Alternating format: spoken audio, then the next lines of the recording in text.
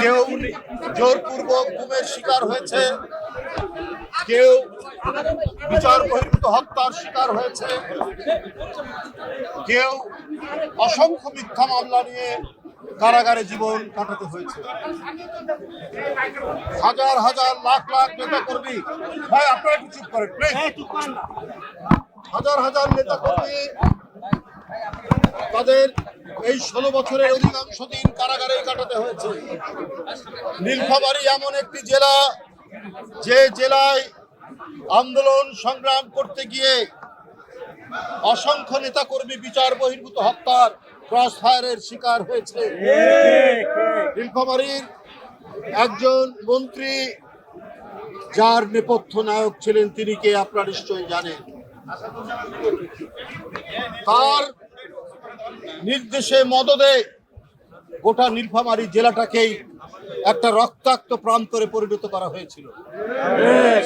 সেই জেলার একজন প্রধান নেতা, জাতীয়তাবাদী শক্তির প্রকৌশলী তুহিন 16 বছর দেশের বাইরে থাকতে হয়েছে। তার বিরুদ্ধে অসংখ্য মিথ্যা মামলা দিয়ে নানাভাবে জর্জরিত করার চেষ্টা করা হয়েছে। বন্ধুরা, প্রবাসে থাকা অবস্থায় তার প্রিয়তমা স্ত্রী পৃথিবী থেকে চলে গেছে। এই অবর্ণনীয় নিপীড়ন, নির্যাতন, মানসিক নির্যাতনে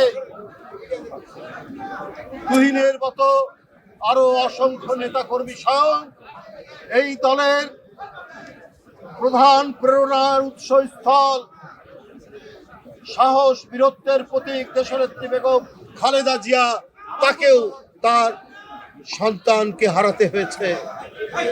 এইভাবেই দিন রাত্রি কাটাতে হয়েছে আমাদের।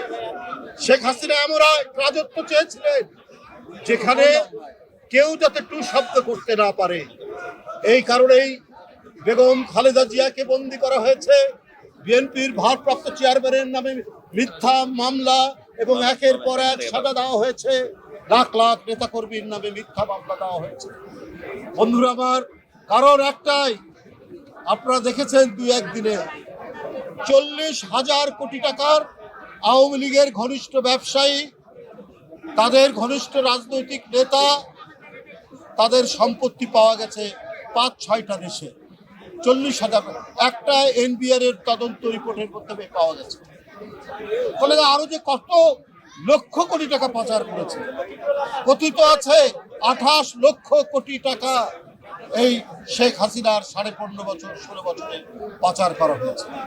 তাই বন্ধুরা আমার, এই দুঃশাসন জারি করেছিল বিএনপির নেতাকর্মীদেরকে অবর্ণনীয় জুলুম, নির্যাতন, নিষ্পেষণ, মিথ্যা মামলা, ক্রস ফায়ার এবং জোরপূর্বক গুমের মধ্যে দিয়ে, যাতে তারা দুর্বল হয়ে পড়ে। কিন্তু দেশনেত্রী বেগম খালেদা জিয়ার অটুট মনোবল এবং ভারপ্রাপ্ত চেয়ারম্যান জনাব তারেক রহমানের দৃঢ় নেতৃত্বে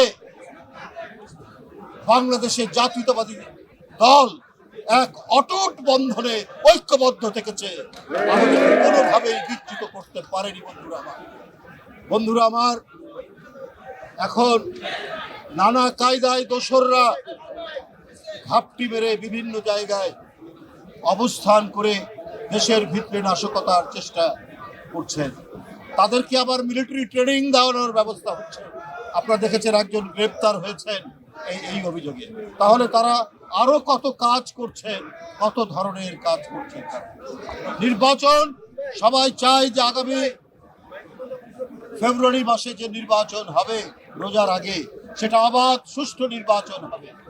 কিন্তু আওয়ামী লীগের আমলে 16,399 জন প্রাইমারি স্কুলের শিক্ষক দেওয়া হয়েছে। এর মধ্যে 55 থেকে 60% হচ্ছে আওয়ামী লীগের খাস, তাদের দলীয় লোকজন। এরা যদি পোলিং এজেন্ট হয়, পোলিং অফিসার হয়, প্রিজাইডিং অফিসার হয়, তাহলে কি অবাধ সুষ্ঠু নির্বাচন হবে? এরা তো গায়ের জোরে, এরা কোনো মেধার প্রতিযোগিতা না করে একমাত্র তাদের ক্রাইটেরিয়া ছিল উত্তীর্ণ হওয়ার, চাকরি পাওয়ার। সে ছাত্রলীগ করে কিনা, সে যুবলীগ করে কিনা, সে আওয়ামী লীগ করে কিনা, এইভাবেই তারা প্রশাসন সাজিয়েছে। তাই বন্ধুরা আমার, এগুলোকে প্রশাসন থেকে ক্লিন করতে হবে। এদেরকে বেছে বেছে, আমরা চাই না যে বিএনপির লোকজনকে বেছে বেছে, তা না, যারা নিরপেক্ষ, যারা কোনো দিকে বায়াসড নেই, তাদেরকেই পোলিং অফিসার, প্রিজাইডিং অফিসার এগুলো করা উচিত। কারণ এই 15-16 বছরে প্রশাসন ছিল না, পুলিশ প্রশাসন ছিল না, এগুলো সব ছিল আওয়ামী লীগের ক্যাডার বাহিনী। এই ক্যাডার বাহিনী দিয়ে অবাধ সুষ্ঠু নির্বাচন হবে না। আমাদের দৃঢ় বিশ্বাস নির্বাচন কমিশনের প্রতি, তারা এইসব বিষয়ে মনোযোগ দিয়ে যাতে অবাধ সুষ্ঠু নির্বাচন, যাতে ভোটাররা ভোট কেন্দ্রে গিয়ে তাদের পছন্দসই ব্যক্তিকে ভোট দিতে পারে, সেই কাজটি তারা করবেন। আমি সেলিম এবং রুবেলের নেতৃত্বে নীলফামারী জেলা কমিটি, নতুন আহ্বায়ক কমিটি যেটা গঠিত হয়েছে, আমি তাদের সাফল্য কামনা করছি এবং তাদের নেতৃত্বে নীলফামারী জেলা কমিটি উত্তর ক্রমবর্ধমানভাবে তারা আরও বিকশিত লাভ করবে এবং আন্দোলন সংগ্রামে বিএনপির যে ভূমিকা নীলফামারী জেলায়, ঠিক আমাদের দেশ গঠনের ক্ষেত্রে এবং আগামী নির্বাচন থেকে শুরু করে অন্যান্য সকল রাজনৈতিক কর্মসূচিতে তারা সেই ধরনের মেধা শ্রম দিয়ে জাতীয়তাবাদী দলকে গড়ে তুলবে, এই প্রত্যাশা রেখে আমি আমার বক্তব্য শেষ করছি।